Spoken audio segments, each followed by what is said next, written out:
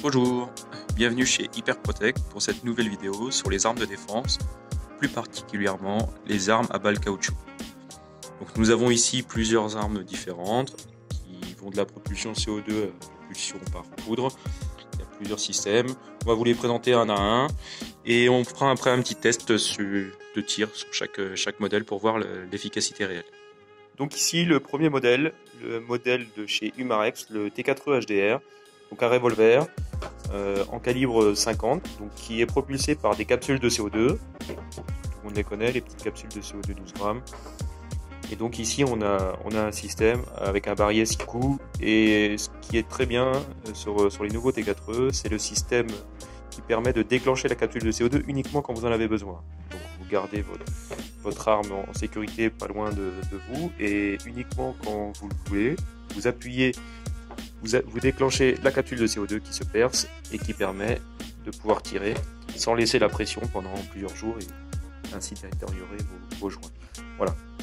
Le deuxième modèle, également de chez Umarex, le fusil, le HDS 68, donc en calibre 68, donc une boule légèrement plus grosse quand même que le 50, hein, vous voyez, quand même une belle différence, qui permet de développer 16 joules avec des capsules de CO2, le même principe pour percer la capsule uniquement quand vous en avez besoin, et donc là, avec deux coups, vous avez juste à insérer votre petite balle caoutchouc dedans, voilà, rien de sorcier.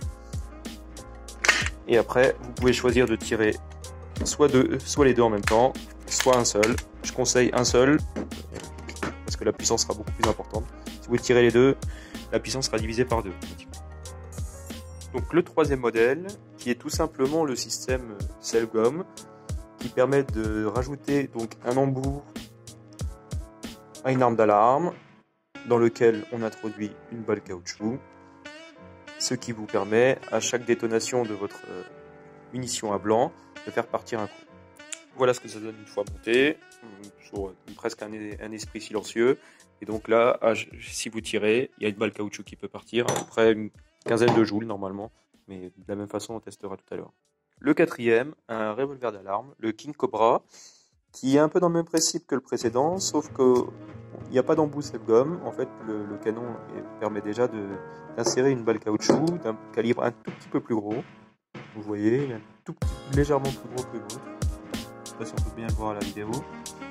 Et donc, de la même façon, vous insérez la balle caoutchouc dans votre canon, vous mettez vos cartouches à blanc, et quand vous tirez, automatiquement, vous avez la balle qui sort. Voilà. Et donc, les deux derniers, le GC27 et le GC54, qui sont en fait les mêmes armes, sauf que l'un d'eux possède deux canons, donc le 54, contrairement à l'autre qui en a qu'un seul, et les deux sont chaussés en calibre 12, comme des fusils, sauf que c'est des 12-50, beaucoup plus courts, et qui permettent de tirer donc soit une seule balle caoutchouc, soit des petites chevrotines caoutchouc. Donc l'avantage avec le GC54, ça va te permettre de mettre une cartouche de chaque par exemple, et de pouvoir avoir un tir plus précis, ou alors qui se disperse beaucoup plus en fonction de la distance de l'adversaire. Voilà. Le tir au HDR 50. Le tir au HDS 68. Tir avec arme d'alarme Selgom. Tir avec le King Cobra. Tir au GC27, cartouche Fun Tir. Tir au GC27 avec chevrotine caoutchouc. Et donc, voici les résultats. Donc, HDR 50, HDS 68. Là, on a le Selgom qui fait quand même pas mal de dégâts.